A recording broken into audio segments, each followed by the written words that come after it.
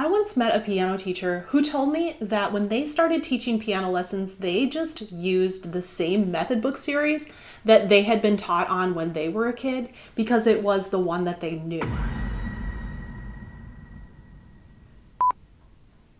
Personally, I don't think that's the right approach. Well, if you clicked on this video, I'm guessing that either you are a brand new piano teacher who is trying to decide what the heck method book to use for your students because there are a million choices out there, or perhaps you're a piano teacher already and you're using a set of method books and you want to know what else is out there. So today we're going to break down my secret formula for comparing piano method books and picking the right one for my students. And hey, if we haven't met, I'm Phoenix, your friendly neighborhood tattooed piano teacher. After a couple decades of teaching, I'm just out here to spread the love, give some tips. So let's get right to it. This is my secret formula for comparing piano method books.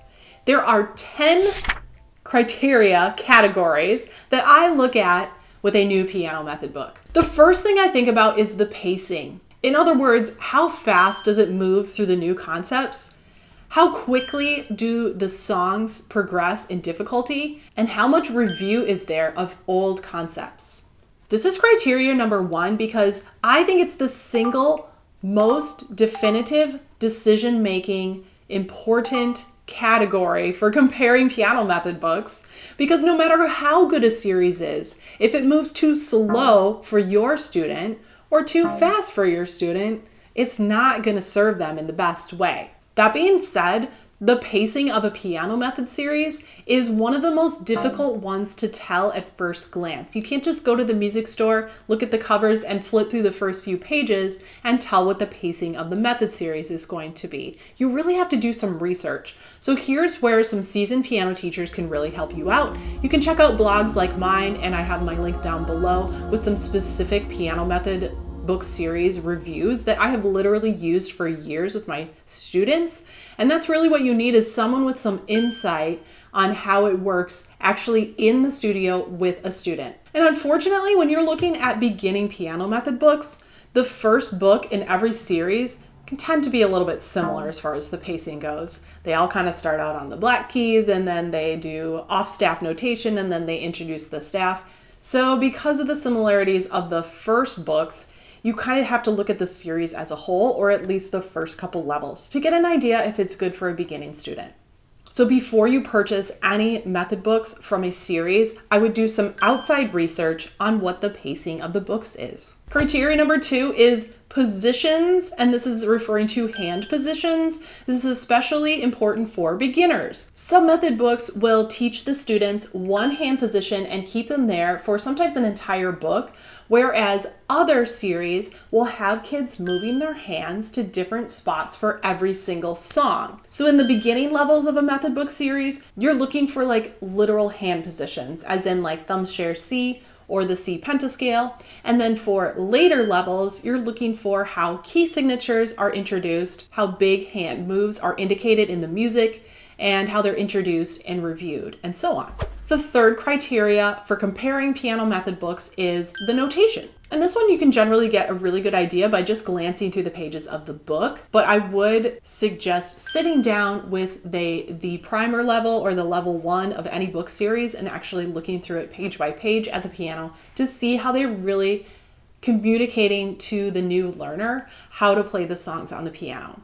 Different types of notation would include pictures at the beginning or off-staff notation, and how they present that. Is it easy for a student to understand? And then probably the biggest factor is, how is on-staff notation introduced, how are new notes introduced, and reviewed. Some series will introduce one note at a time and offer lots of review before the next note is introduced. And some series will give you one page that shows all the notes, and then they'll just start on the staff notating full songs. And then there's everything in between. So you want to know what you're getting into before you purchase a whole series. So far we have the pacing, the positions, and the notation. The next category is theory. So does the series have its own theory book? Is it incorporated into the main lesson book? How many writing assignments are there? Is it really heavy on the theory assignments, like this student is going to be taking home a writing assignment every single week, or is it just going to be spread out like once every 3 weeks or so? When I'm thinking about theory, I also like to look at the later levels of a series as well, because I want to know how in depth they go into the theory world. Some series will teach and review note names, but they don't get into, say, the rhythm or the terms side of things so much. And then some series are really comprehensive with theory at every single level from the bottom to the top. The fifth category is technique. So this is a really big one as well, probably almost as important as the pacing of the series. Some main lesson books will incorporate technique into every single page and talk about it a lot and have scales in the back of the book and things like that. Some series will have a separate technique book dedicated to technique, and then obviously you want to look at that and see how are they introduced, how complicated are the patterns that they're asking the student to play, and so on. And then again, this is another one where I want to look at the later levels. Are they just going to teach the positions, have them play 5-finger scales and then drop off later? Or are we keeping up with the scales? Are we learning the full octave scales? When do those come in? How are they reviewed? Do they have a warm-up that they can play? Incorporate it into the method series. So these are all things that I'm looking for. And hey, if you're finding anything interesting here so far, would you hit that little like button down below? That will help me out a lot and help me know what kind of videos to make in the future. So far we have the pacing, the positions, the notation, theory, technique. So the sixth thing I'm looking for is the levels, or the path from start to finish. So don't just look at the primer level or the level 1 of a book series. You want to see where it's going to take the student, because if you don't like what it looks like after, say, level 2, then you might not want to start it in the first place. So how many levels are there?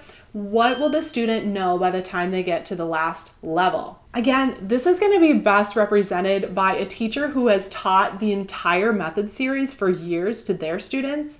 So I have my own personal in-depth review, including the levels and the path of a few method book series that I really feel confident I can give some advice on. So you can find those down below or on my blog, TheTattooedPianoTeacher.com. So not only are we looking at how many individual levels there are, we're also looking at how far do they get when they end the series. Are they going to end at a late intermediate level and they're going to know everything they need to know to go on to great classical works? Are they going to make it up to an early intermediate level and they're going to be really good at reading lead sheets and playing jazz improv? Every series is a little bit different, and I'm sure you have goals for your students. So make sure that if they go through this series, they're going to end up where you want them to go and where they want to go. Okay, the next one is probably honestly how we base our decisions for buying most things, but it's not the most important thing, and that's why it's number 7, but it's aesthetics. It's not everything, but it is something. I mean, you don't want to hand your students an ugly, boring book and expect them to want to open it up. Honestly, a big part of practice motivation, especially for little kids, is how the pages look. Are there stories? Are there characters? Are there pictures that they want to look at? Do they want to turn to the next page? So it is kind of important. So the aesthetics include the covers, and then how do the inside pages look? Are they too cluttered where like they can't even tell like what they're supposed to do on the page? Or are they clean and simple with clear instructions? Do they have colorful pictures? Are they interesting and well done? Do they appeal to the age group that the book would be for? So these are all things to take into consideration. So far we have the pacing, positions, notation, theory, technique, the levels or the path, the aesthetics. Number 8 is song selection. So this is probably the biggest motivator for older kids. Maybe not so important for the younger kids. For the older kids, are the songs like really, really good? So there are some method books that can have the cutest pictures in the world and can introduce the notes in a really clear way. But if the songs are really boring, then it might not be worth it. So are the songs well written? Is there a variety of song selection? Are the kids going to be interested in the lyrics and the titles? Do they get some familiar favorites thrown in there at every level? And then is there a leaning? It's almost like a political affiliation, but genres. So like, is this more of a jazz series? Or is this more of a classical series? Is there a good balance of the types of music? You want to think about this because, again, we're thinking about the long-term path. If you keep a student in a method book series all the way through level 6 or whatever it goes up to, are they going to be so adept in playing new age piano music? They are going to be unstoppable in that genre, but they're missing out on some of the classical techniques. It's something you want to think about before you get them started. Along with song selection in the main core of the lesson books, you also want to look at what supplementary books are available. So also check out if a publisher or the author has a series of supplementary books in different styles that are made to go with the method book series that you're looking at. All right, we have pacing, positions, notation. We have theory, technique, the levels or the path, the aesthetics, the song selections.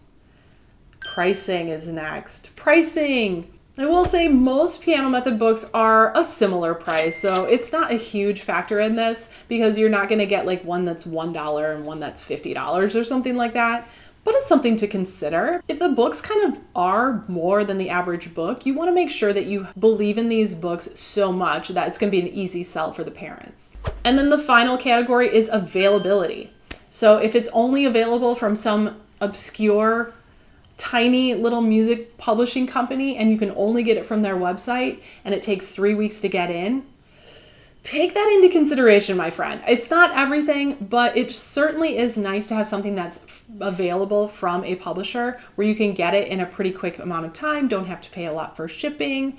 If it's available on Amazon, so if you're in a pinch and you need it with the 2-day shipping, you can do that. So just consider the availability of it because it is a thing. It is a factor.